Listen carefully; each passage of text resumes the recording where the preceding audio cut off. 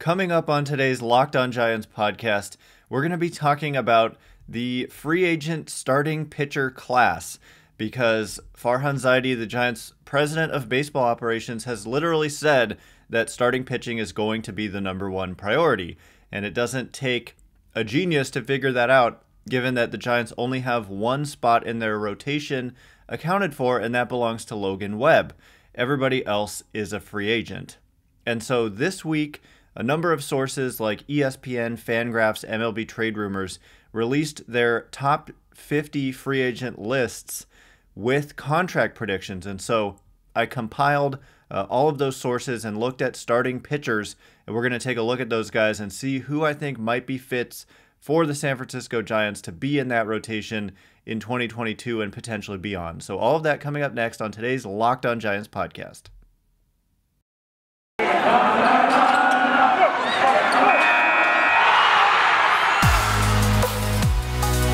You are Locked On Giants, your daily San Francisco Giants podcast. Part of the Locked On Podcast Network, your team every day.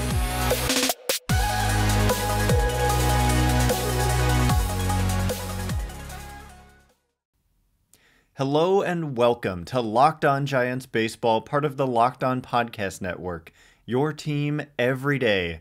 My name is Ben Kaspick, and on this show we provide daily episodes Monday through Friday, talking about the San Francisco Giants in a way that's data-driven and rational, but also simple, passionate, and accessible to all.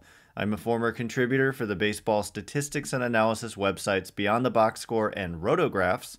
I've been podcasting about the Giants since 2015, and I'm a lifelong fan. Thank you for making Locked On Giants your first listen every day.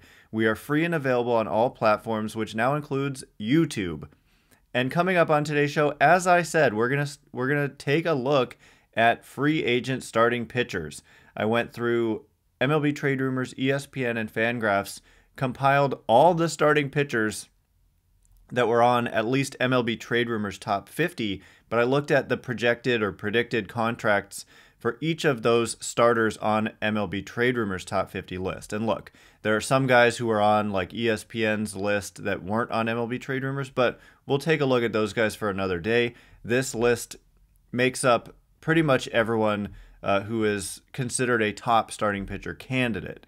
So without further delay, let's just jump right in. And the number one guy, according to MLB Trade Rumors, is Kevin Gausman. So we have spent a lot of time talking about Kevin Gausman, and yesterday I talked about those predicted contracts. So I'll just run through them again really quickly here before I give my take on the fit with the Giants. So MLB Trade Rumors predicts 6 years, $138 million, which is an average of $23 million per season. ESPN predicts 5 years, $105 million, which is an average of $21 million per season. FanGraphs predicts 3 years, $54 million. To me, this is the outlier, and it doesn't really belong, and I don't think that's going to be the case. 3 years, $54 million, an average of $18 million per year per FanGraphs. So I just wanted to point out some interesting comments courtesy of Andy Baggerly in The Athletic yesterday. He spoke with Kevin Gausman. The story was about Buster Posey, but also some Gausman stuff in there. So Gausman said about his free agency, quote, "I'm open to going anywhere, honestly, but I really enjoyed my time in San Francisco, and I felt I was part of something special. The city is really beautiful, and it's my favorite ballpark to play in. There were so many aspects of it I loved. More importantly, the group of guys in that clubhouse. It's probably the closest I've been with all 25 plus guys. It was just a lot of fun. I definitely like to continue that and feel there's some unfinished business. But at the same time, I do understand it's a business." He later went on to say, quote, "To be honest, I don't think the Giants expected me to pitch as well as I did this year. So I'm not putting my eggs into one basket. I'm trying to focus on what I can control right now, which is basically nothing. But yeah, I hope they'll call me. And honestly, if they don't, my feelings probably will be hurt because I felt I was part of something special." So wow, a lot to unpack there. The comment about the Giants didn't expect me to pitch as well as I did this year. That's not exactly what he said. I don't think the Giants expected me to pitch as well as I did this year.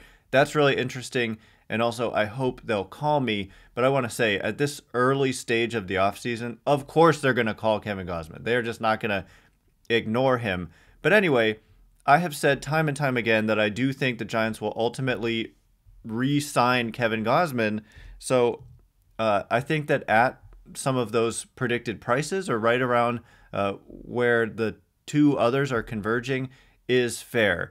Gausman put up a 2.81 ERA in 2021, 3.00 fielding independent pitching, just really good numbers across the board. So I think there's definitely a fit.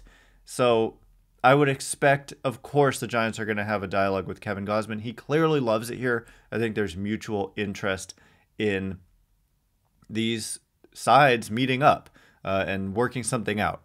So moving on, I want to talk about, I don't necessarily want to go in order here. I just want to focus on some guys, with Gausman being the first, that I think are fits for the Giants. So the next guy for me is Max Scherzer. Now, I have talked about how I think that Scherzer may be a long shot because I believe he has family in Southern California and he likes the heat. I think I heard him directly say that. And so, yeah, if you like heat, San Francisco's not necessarily the place for you. Maybe if you go out to the East Bay or something like that. But the predicted contract here, MLB Trade Rumors has 3 years, $120 million, so $40 million per season over a short term. ESPN has 3 years, $90 million, so $30 million over 3. And FanGraphs has 2 years, $70 million, so $35 million per year. So notice that we've got 30, 35, and 40 as the average annual value over 2 or 3 years. And I think this perfectly fits what the Giants should be looking to do. This is going to be a theme as we continue on with this show. Shorter term deals with guys, for guys with big upside. I think that any of those contracts would be just fantastic. I mean, I think the 3 years, $120 million is a little bit over the top. I would kind of maybe land in the middle at $35 million per year, maybe over 3 years. And then that comes out to roughly the Trevor Bauer contract, which I think is a fair thing for any team to try to match if you're looking at a shorter term deal like Scherzer would be in line for. I mean, because the fact is he's 37 years old, so you're not going to give him a 10-year deal, you know. So I think that this is a great fit for the Giants. The only question is, does he want to play for you? And I mean, if you offer him 3 years, $120 million, I'm not sure any team is going to top that, although I'm sure that the Dodgers are going to be in, and they're going to be in on this type of contract. I think that I could definitely see, I think it's very likely Scherzer ends up returning to LA, unfortunately. I hate to say it, but I do think that's the reality. But coming up next, we'll continue to look through the list. There are other candidates kind of in that Scherzer mold, and there's everything else in between. So we're just going to continue to take a look at these free agent starters in just a minute. But first, we're back and better than ever. A new web interface for the start of the basketball season and more props, odds, and lines than ever before. BetOnline remains your #1 spot for all the basketball and football action this season. Head to our new updated desktop or mobile website to sign up today and receive your 50% welcome bonus on your first deposit. Just use our promo code LOCKEDON to receive your bonus. From basketball, football, NHL, boxing, and UFC, right to your favorite Vegas casino games, don't wait to take advantage of all the amazing offers available for the 2021 season. BetOnline is the fastest and easiest way to bet on all your favorite sports. BetOnline is where the game starts. All right, here we go. We are going to continue talking about free agent starting pitchers. I count 18 among MLB Trade Rumors' top 50 list. And so we've only talked about a couple of them. They had Kevin Gausman as their best free agent starter, which is telling you something. I mean, he was that good for the Giants, obviously. Some other places like FanGraphs have him much lower and behind some pitchers who I just don't consider to be better than Gausman. But that's neither here nor there. Let's continue looking at some guys who might make sense on deals like Max Scherzer or I'm talking about Justin Verlander. Okay, so we talked about him the other day, and the one thing, Justin Verlander did receive a qualifying offer. And I get comments every time I talk about this that the Giants shouldn't care about draft pick compensation. They're a big market team and they shouldn't care at all. It's not that they should or shouldn't care. It's just definitely worth mentioning because, and I wasn't even totally clear on this, but now I am, and I'm going to explain this. But basically, if the Giants sign one player who received a qualifying offer, rejected it, and then ends up signing with the Giants, the penalty, the exact kind of position that you lose if you're the San Francisco Giants, is your second highest draft pick. And the penalty depends on your financial status. Teams that exceeded the luxury tax threshold the prior season have to give up their second and fifth highest draft picks, I believe it is, and they also lose $1 million towards their international draft pool. And for the Giants, they fall into the middle ground as a team that didn't receive revenue sharing. Those teams lose, I think it's their third highest draft pick. It may even be lower than that. I'll have to look again. It's just there's a lot of small little rules here. But for the Giants, they would be losing their second highest draft pick, which as of this time would be that second round pick. And of course, the Giants had the best record in the major league, so they're picking at the very end of every round. So it would be something around, the 65th, 70th highest pick in the draft. So to me, that is not a cost that necessarily warrants just ignoring guys who received and rejected the qualifying offer. If you're a luxury tax team losing your second and fifth highest picks, it's a little more of something to consider. And then if you sign another guy who received the qualifying offer and rejected it, so let's say you sign two such guys, you lose your next highest draft pick after that. So for the Giants, it would be, at the end of the third round. So anyway, that's kind of the status there. But to me, if you get a player like Justin Verlander, if you believe he can get back to being Justin Verlander, then it's well worth it. And as we'll see, there are a number of position players who also received a qualifying offer who I think might be fits for the Giants, like Chris Taylor as an example. But it's just worth mentioning. It is an added cost, right? You're giving up a draft pick in addition to paying the salary. So it's just something to keep in mind. But Justin Verlander, the predicted contract by MLB Trade Rumors is 2 years, $40 million, obviously $2 million per season.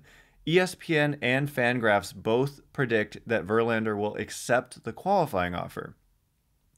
The reason he would do that is just to basically prove that he's back and healthy, get a hefty $18.4 million while he's at it, and then re-enter the market next season, coming off presumably a better and healthy season. The thing is, Justin Verlander had Tommy John surgery. For those of you who don't know, he pitched just a few innings in 2020, and then he missed all of 2021.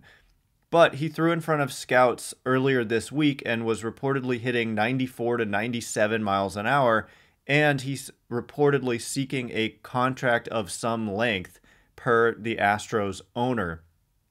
So I don't necessarily foresee him accepting the qualifying offer, and if you can give him maybe 3 years a la Scherzer, but he's not going to cost quite as much because of the injury, then, I just think Verlander is definitely a guy the Giants should and will be in on. And in fact, MLB Trade Rumors, in their predictions of where he'll land, they have 3 different staff writers doing these predictions about where the player will end up.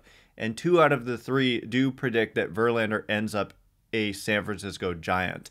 So I just wanted to pass that along.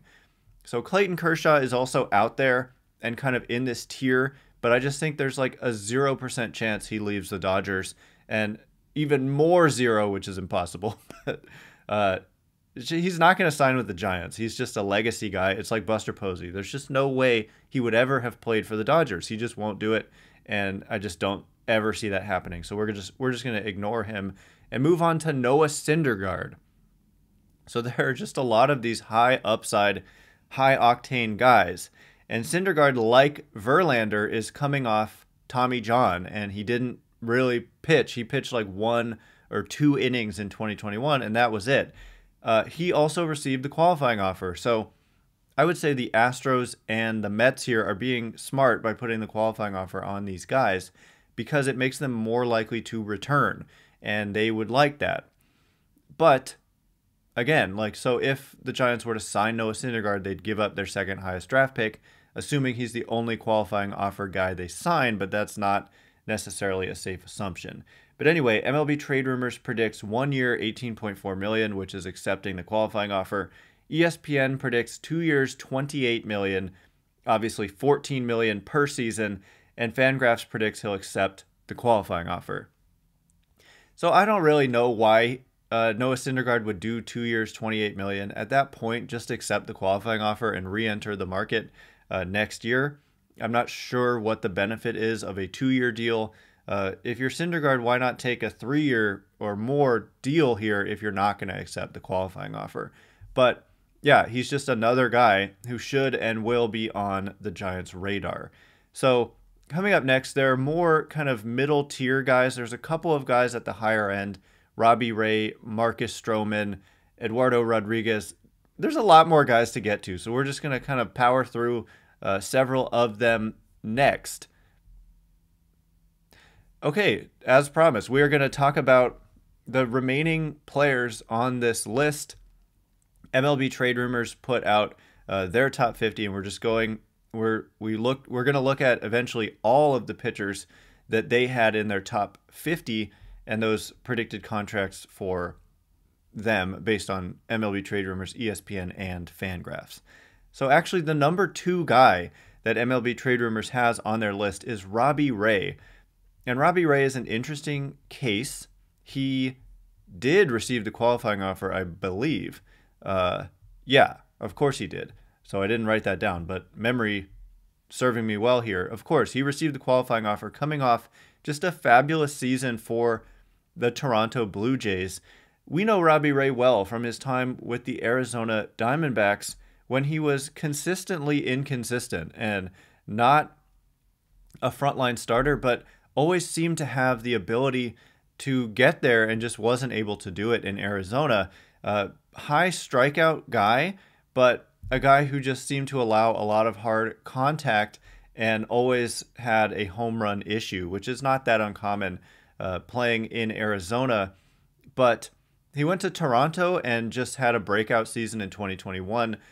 Came in with a 2.84 earned run average, 3.69 fielding independent pitching, 3.36 expected fielding independent pitching, 3.55 expected ERA. Just really, really strong numbers across the board, and he becomes an interesting guy. But when we look at the predicted contract here, MLB Trade Rumors has 5 years, $130 million, $26 million per year. FanGraphs has 4 years, $76 million, ESPN has 476, and FanGraphs has 4/112, an average of $28 million per year. So ESPN is kind of the outlier, but I kind of lean towards them being more onto something. If you just have one breakout season, I'm just not sure that teams are going to run out here spending $130 million on you. I would much rather have Max Scherzer on that 3-year, $90 million, $100 million range than Robbie Ray for 5 years, $130 million. I just have concerns about Robbie Ray reverting a little bit to the Robbie Ray of old. He actually had a similar season in 2017 where he was great, and then he just regressed back to being inconsistent Robbie Ray in 2018 and 2019. So I just have some concerns about that. Maybe they're not warranted. Maybe the breakout is real. I'm not saying that it's not, but I think the Giants will pass if the price is anywhere near 5 years, $130 million. So the next guy who is interesting on this list is Marcus Stroman. Strowman is a little bit of a throwback pitcher, and actually he reminds me a lot of Logan Webb in that he's a ground ball machine. And so the Giants already have one of those guys in Logan Webb, and Strowman just gets the job done in an unconventional way in this day and age, which is that he doesn't strike a lot of people out and he relies a lot on contact.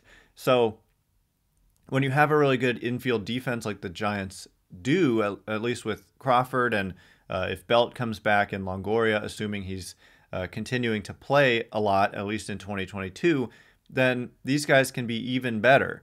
And so Stroman, like I said, he just consistently prevents runs, even though he does it in a little bit of a throwback way. So the predicted contract by MLB Trade Rumors is 5 years, $110 million, which is kind of right in line with what I expect from Kevin Gausman.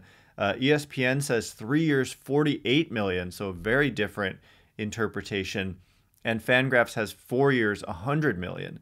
So this is like wild fluctuation, and it speaks to what I'm saying, which is that Stroman gets the job done. So that's when you look at those bigger contracts. And then when I say in an unconventional way, that's when you look at that lower, kind of more pessimistic contract, because there's some fear that as soon as maybe your pinpoint command or you lose a little velocity, if that goes away, then you're vulnerable more so than a dominant strikeout type of pitcher.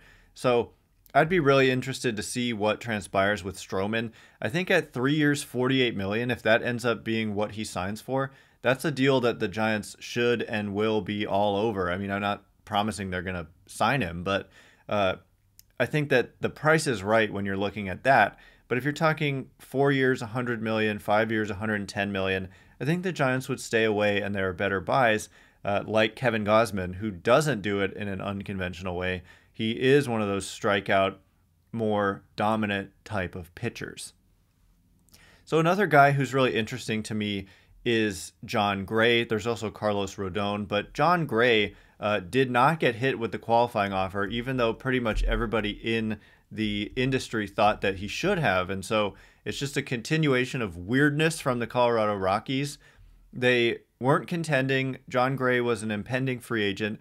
They could have traded him at the deadline, but they decided to keep him, citing that they wanted to keep him on their team long term, and so they just wanted to keep him in the fold. But then they don't even put the qualifying offer on him, so there's a chance now, as a free agent, he could just sign with another team, and the Rockies get nothing to show for it. So I don't care. I mean, that's the Rockies' problem. Just had to kind of point out the backstory there. But Jon Gray has been a solid pitcher in the toughest place on earth to pitch, or at least in the major leagues. So he is an interesting guy. He does get his fair share of strikeouts, although actually, as I look at it, it's more of a league average rate. But there are some, his pitch characteristics. He's able to throw hard. His average fastball was 95 miles an hour this year. And he's just an interesting guy to imagine what the performance would be like away from Denver. And he seems to me, without digging in too much, to be a guy who could really thrive with the right pitching group to help him change his pitch mix or determine which pitches to throw and when, which is the pitch mix. So Jon Gray, interesting guy to me. And MLB Trade Rumors predicts 4 years, $56 million. ESPN and FanGraphs both come in at 3 years, $39 million. And I think, again, this is a good buy and something that the Giants should and probably will be interested in. It comes in at a similar type of predicted contract as Anthony DeSclafani. And so I understand that. I think that they are probably pretty similar. So either one of those guys, I think, returning, or DeSclafani returning or signing Jon Gray, I'm not entirely sure which one I would prefer if I had to choose, but I think that it's fair to put Gray kind of into that same type of tier. Anyway, that is all the time we have for today. There are a lot more pitchers, obviously, that we didn't get to, but to me, those are some of the most interesting names. Carlos Rodone is someone who I should have talked about today. He's got a lot of upside, as we saw this season, but he's consistently dealt with injuries. But that's exactly the type of guy that the Giants should target. And so I think that they will. And in fact, I wouldn't be surprised at all if he were to end up with the San Francisco Giants. So maybe we'll mention him tomorrow when we start to look through some of the more intriguing position players in this same manner, talking about their predicted contracts by these major sources. So I can't wait to be with you then. Once again, my name is Ben Kaspick. You can follow me on Twitter at Ben Kaspick. That's Kaspick. If you like this show, please consider rating it, leaving a review, Also, if you're watching on YouTube, liking, commenting, and subscribing to get these shows every single day. I can't wait to be with you again tomorrow. Thank you so much again for listening. Stay locked on Giants.